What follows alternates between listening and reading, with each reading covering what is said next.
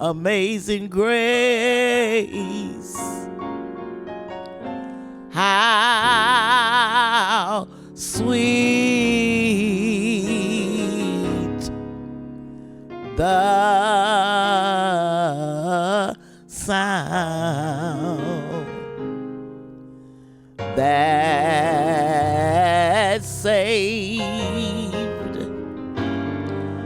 a wretch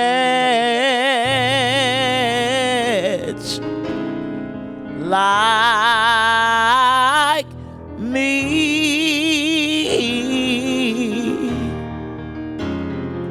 I once was lost, but now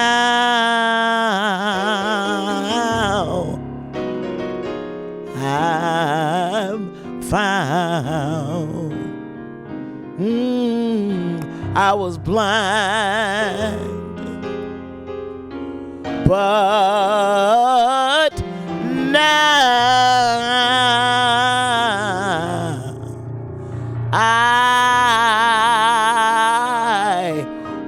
I see.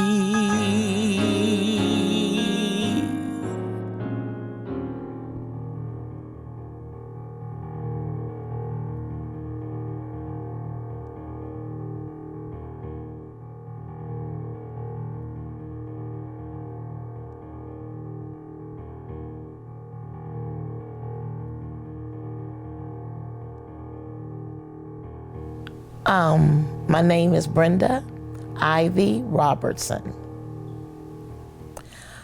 I am 68 years old. I've been living in Nashville, Tennessee since I was 13. We was born in Jackson General Hospital in Jackson, Tennessee. I was born in 1954. My father, who was a rock in our world, had a hunting accident when I was 9 years old. And so he moved us to Nashville, Tennessee when I was 13, so that he went to, it was A&I State University at that time, to do a trade so that he could become a butcher. And then when he became a butcher, he built us a home on Boscobel Street from the ground up. Went to school at Cone High, the real Cone High, on Charlotte Avenue. When I went there in 1971, I believe we were bused there. You know, everything was changing. And when I went to school there, I ran for Miss Cone High.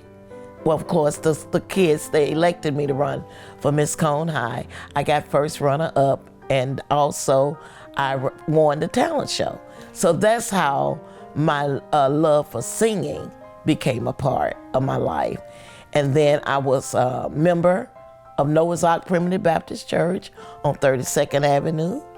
And our pastor there then was the former Roy James Stevenson. And Pastor Stevenson would always say, "Here come my little girl, come and sing me a song." And I was very young, and I really didn't know what singing was all about. But more and more and more, I began to get connected with the church, and just wanted to sing. Then Pastor Stevenson passed away. And after he passed away, I was devastated by that. And I decided that I would never sing any other kind of music except gospel. Coming up, my mother was very strict. So when I got out of high school in 1972, I was ready to go wild. I was not as studious as I like to have been. I was a clown, make a long story short. I was not a class clown, I was a school clown. I would do anything for a laugh. And so with that being said, I left and went to Washington, D.C. Boy, dumb as you come. I had no business being up there. You know, I wasn't educated enough to get a real job. I would walk in places to get a job, and they would always give a test. So I would sit down to take the test, but I was so ashamed that I didn't understand what was on the paper. I would sit there as if I took the test. And then I would, when everybody finished, I would quietly walk out because I knew I didn't do that. But FBI gave me a test. It was a real simple test. How to unscramble the word nickel. Well, I could do that. Unscramble the word dime.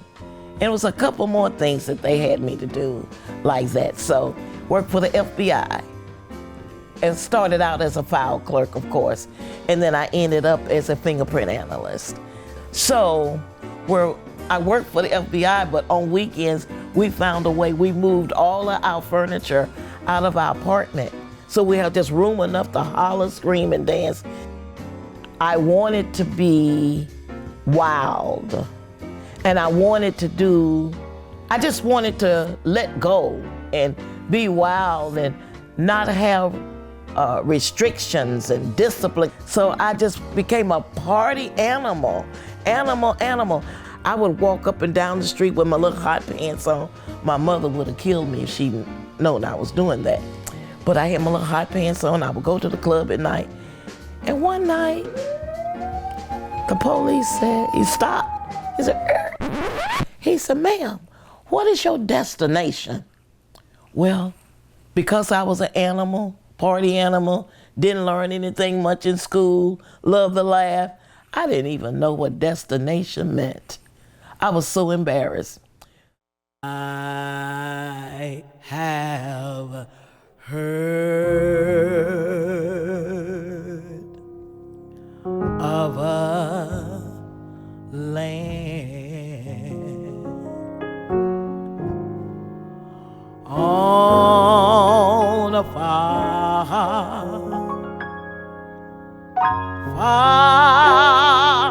away land. It's a beautiful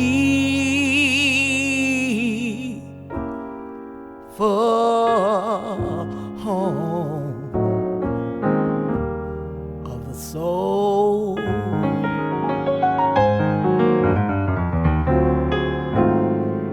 Built by Jesus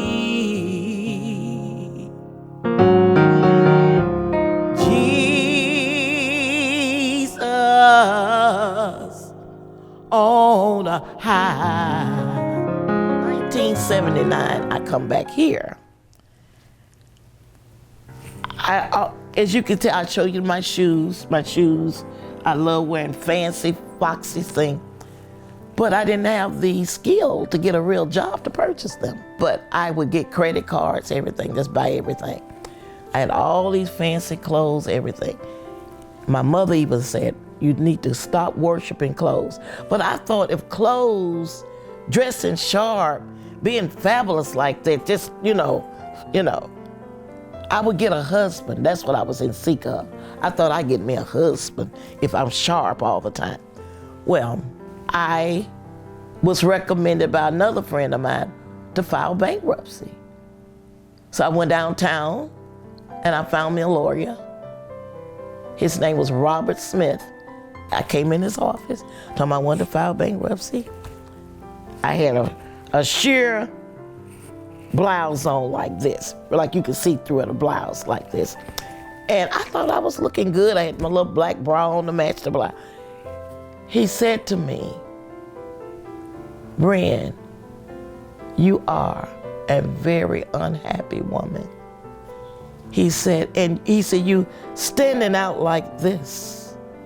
He said, but I like to see you, Brenda, become whole. Become whole with God. And I was like, whole with God? And he was like, you need to know Jesus. May I introduce you to Jesus? Well, you know, I've been to church. Who's this Jesus? How you gonna introduce me to Jesus? I don't want to know Jesus. I want a date. You're a young black lawyer. That's what I was thinking in my mind. I wanted a date. I didn't want to talk about no Jesus. And he kept saying, no, we're gonna do your bankruptcy. And we're gonna get all your paperwork ready. He said, but I want you to know this Jesus, Brenda. Robert went in there to file the bankruptcy, and he said to me, I'm gonna bring you in and read the word of God with you. I remember the first scripture he gave me was Psalms 55, but he told me whenever I got depressed or sad or whatever, to read that scripture. I thought, how amazing. He's reading the word with me.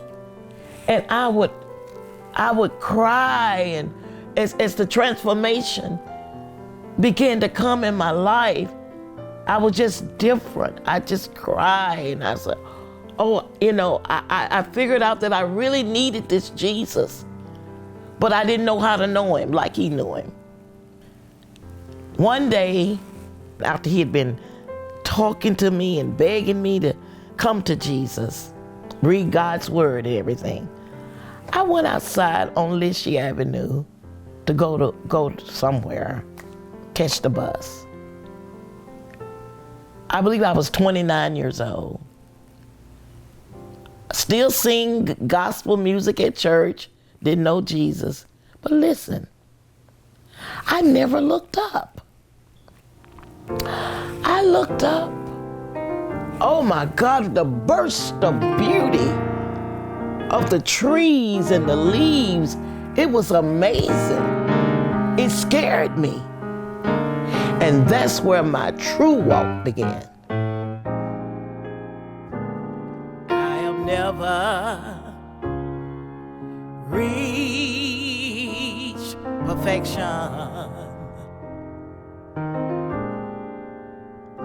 Lord, I tried.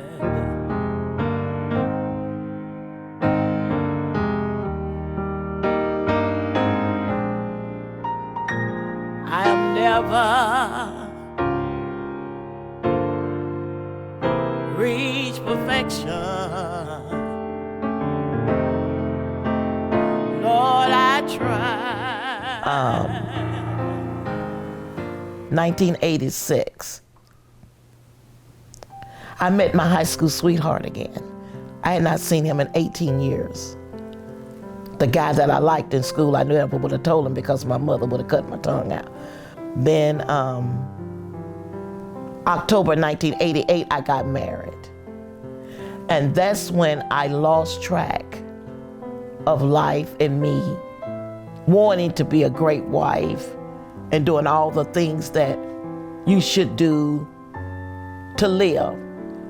So, May of 2001, I was on my way to North Carolina to sing gospel music at my brother-in-law's church.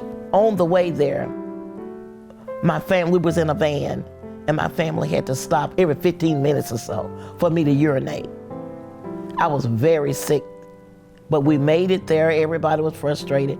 I got back home. I started with diabetes. During this time, I was in denial. I was totally in denial that a disease could do this stuff to you. Like all the things they say, like blindness, heart disease, kidney disease. I just didn't believe it. So I was in denial. I wasn't in compliant. I didn't understand the medication. And matter of fact, I didn't want to take it. I didn't want to learn a new way of living. I wanted to keep doing what I was doing, drinking every now and then, partying every now and then, eat whatever I want every now and then. Most of the time, I would just drink carbonated drinks. I would in the vending machines, it's nothing but sugar or salt. Your body responds to both in a negative way. But everything sugar. I sometimes when I laugh about sharing my story, I talk about the 3 S's, the sins, the sex, and the sodas. I just couldn't get enough. So I eventually started taking the medication, metformin, but I would take it only to eat wrong. I took it so that I could get away with doing the things I wanted to do. So I would say around 2012, when I realized a significant change, I went blind. I was blind for 3 years. And when I went blind, I was still trying to find out why was this happening to me. Diabetes has progressed in the back of your eye. Mm-hmm. Pay attention here. I am. I was recording what you're saying. Oh, good. So basically... Trying to, anyway. And Dr. Law will go over all this with you again. Okay. And the right eye is a little bit worse than the left eye, okay? Mm-hmm. And we likely need to do some laser treatment and likely an injection treatment to see if we can improve your vision. Okay? So she'll come in to take a look, but we need to treat this and probably see if we can get your vision better, okay? Yeah, but when I looked it up online, it did say, because it didn't make it better the last time. Yeah, but whatever it's done in the back may have worked, but my vision... No. So, at this point, you need to have a series of treatments to get your vision better. It's not going to be one-stop shop. Okay. This is something that we'll need to keep watching you for. Okay. Okay. How are your kidneys? Are your kidneys okay? Early stages of the protein thing going on. She said they got to monitor. It should be monitored. So the bottom line is you need to control your diabetes. Diabetes, very important. Right. This is not good that it's gotten to this point, but I think we can hopefully help you and help you preserve at least some vision and not lose much more and maybe gain a little bit. Okay. All right. After that, the diabetes, the blindness. One day, I just blew. I become like 190 pounds overnight. Just blew up, and I couldn't walk. I was like a monster. I couldn't walk. And so I went to the doctor. And as soon as I walked in, she said, "That's your kidneys." I still didn't understand what she was talking about. So after she said that, she said, we can't let you go home. So they did all their little things and whatever. Found out I had, they say, congested heart failure. Well, now I know how congested heart failure is totally connected to the kidneys. So the congested heart failure, they didn't really keep me long then. They let me go home. I went to church, to my little brother's church, First Baptist West Nashville, this particular Mother's Day of 2014. My little niece, Topeka, came to the car. She thinks of me as her mother. She came to the car and she said, "Aunt Brenda, I'm getting ready to take you to Mother's Day dinner." And she saw how huge I was. My legs were so big. And she said, "Oh no, Aunt Brenda, we're going to the emergency room." So I went to Vanderbilt Emergency. After being there, they admitted me. I stayed for 30 days. Dr. Gerald Schulman was my kidney doctor at that time. And he came, he had a big baritone voice. I thought he used his voice to intimidate people at the time because I still didn't understand my disease and my kidneys being sick. And he said, "You're gonna die." He shook the computer. And when he said that, it hurt my feelings. I'm gonna die. So after he said that, I became concerned, deeply concerned. I got a husband. I got a home. I can't die like this. So when I went back for my follow-up, June, after 2014, he says, we're going to schedule you for dialysis. I didn't want to do it. And I cried. I did not want to do it.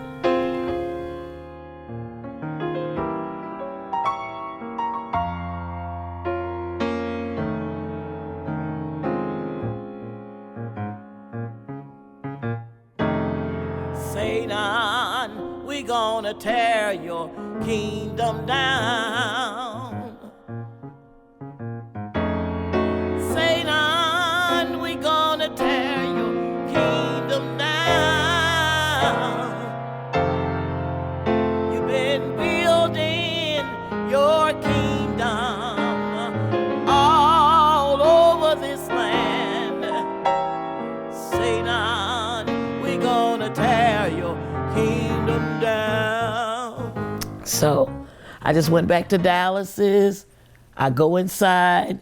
It's kind of like, I guess they got the system from Weight Watchers, because we go in, we get weighed, make sure you didn't gain a lot of fluid, and then you dry weight versus regular weight. Then they put you on the machine.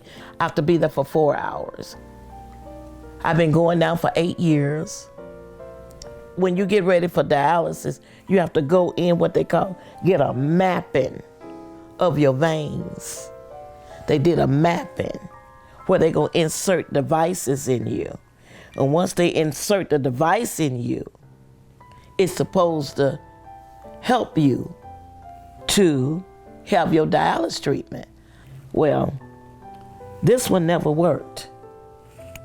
This one never worked. So they did me another one.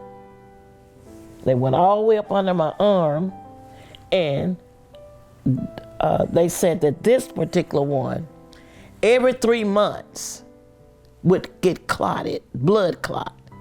So we had to go to a vascular lab. Then they turn around and shut it down. Took me to radiology and shut it down. After that, I had to go back to the surgeon. Then they cut on me again. This was 2018. And see, he called those aneurysms. These are aneurysms that sets up in your arm after the fistula has aged a while. So now what I have to do, I will be going for them to do repair on this arm. To me, honestly, it's like being on death row. For me, I'm talking about my journey. It's like being on death row. What dialysis is, I understand, is a system used to cleanse our blood from toxins and anything that the kidneys themselves are no longer, the kidneys are sick, so the kidneys need help. They're no longer working on their own. And how do kidneys get sick? Medications, not drinking enough water, blood pressure too high, not having a good diet, like I said, drinking, partying, crazy lifestyle, some on drugs, you know. Some people just get sick, but that's why I wanted to state this very clearly. In my case, mine was preventable. And in a lot of cases, it's preventable. You know, the kidneys is a silent, growing epidemic, killing people. I was very angry for a long time about all of this, but I'm very careful now because there are people, I want people to not misunderstand me. There are people who do need kidney dialysis. There are people who have legitimate kidney disease that they didn't have a part of. Mine, I contributed to it. One of these mornings, soon one morning, I'm gonna lay down my cross, get me a crown. Late in the evening, sweet God, over in the evenings. One of these evenings, I'm going home to live on high. Soon as my feet strike Zion, I'm gonna lay down my heavy burdens, gonna put on my robe in glory. I got to sing and tell my story, how I been coming over hills and mountains, up to the Christian fountain. This is the day after dialysis. And as you can see, I'm not very glamorous. This is real. And feeling good is not something that you go through after dialysis. Today, I feel very weak, very, not sad, but my body is like responding to the fact that they pulled the fluid from my body yesterday. Mentally, I feel okay because I fight so hard to be positive, and mentally I'm good because my faith in God. I went to church Sunday. The choir was singing, "He know my name." I know He know my name. And I just cried out to God to give me strength to go through this week. And as the tears were rolling down my face, that's what protects me mentally. Now, physically, like now, I'm very tired up in my chest right now. I feel very weak, and my back and my abdomen is hurting because I can tell where they pull the fluids from my body. And if I tried to get up and walk, I would be out of breath. But anyway, this is it. Like I said, I don't feel good today. And I wanted to show myself not glamorous, because dialysis is not a glamorous place. It's not a place you want to be. It's not a place you want to go. But this is my fate right now. So my goal is to feel good as I live. We have no way of knowing when God gonna call us home. Like I said, 2014, I was supposed to be gone. But look, I'm still here. That's why I say I had to fight. I can't go home like a dead duck. I'm still married.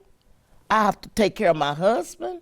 I have things I have to do to function, and I can't function like this.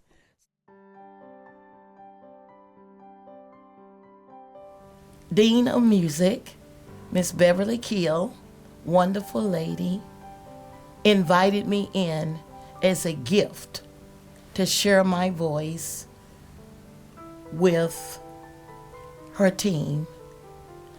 And because I'm here, I was sharing my talent, my expertise in music. So I want them to know that life is powerful. Get educated, get well skilled, and use it to your advantage. That's what I'm here for. But you know what's special about all of this, though, sincerely? Most people have died and didn't get the chance. I'm talking on dialysis. That's why this is so powerful, babe. They literally get off the machine and fall dead. And that's what gave me my drive to not die like that. Mm-hmm. Work hard to live, because I still got a lot of life left in me. And I'm trying to use my life to teach others. Don't just give in. Don't give up. Use who you were to your advantage before you got the condition. That's my message. You know, I was somebody before I got sick, and I'm still that person. Meet the Rose of Sharon. I'm gonna meet the lily of the valley. I'm gonna meet my younger self.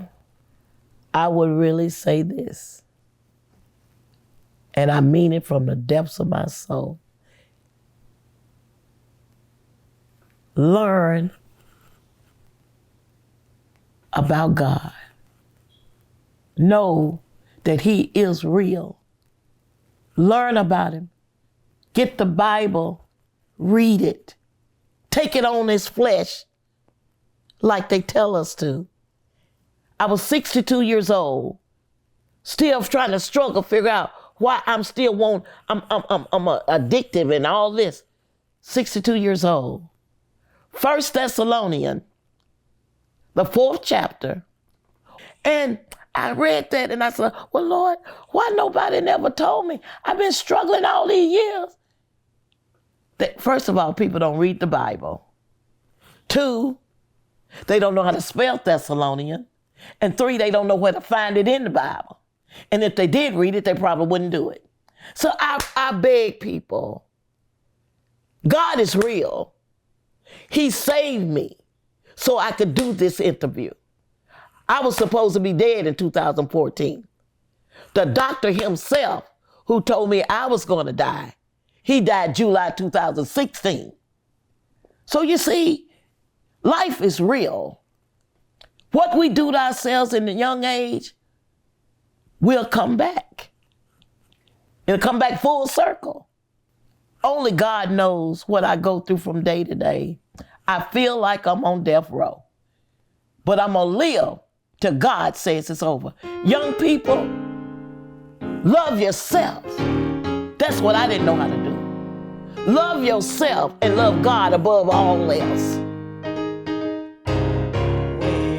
When we been there 10,000 years, bright shining as the sun.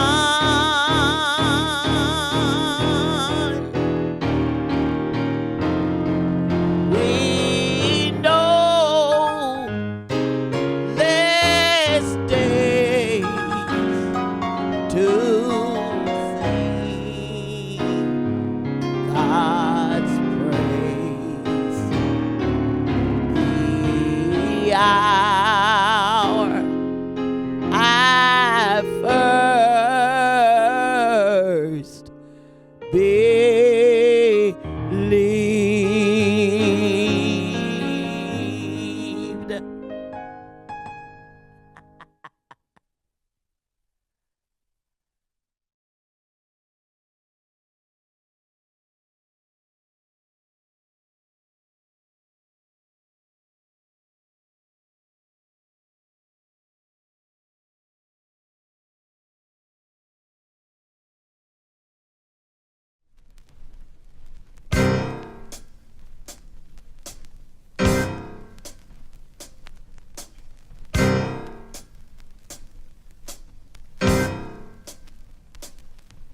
Lord, you know my heart's desire.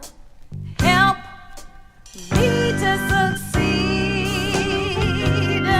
Open up the windows of heaven, my Lord, and pour out the blessings I need. This is my song all the day long. When the sun is shining bright, this is my song at eventide. This is my song in the night. Lord, I spend my nights in prayer, asking waiting for thine hand. Please give me the strength and the faith to do in ways I don't understand. Got to tell you that this is my song all the day long. When the sun is shining bright, this is my song at eventide. This is my song in the night. Lord, you know my ups and downs. You know what's best for me.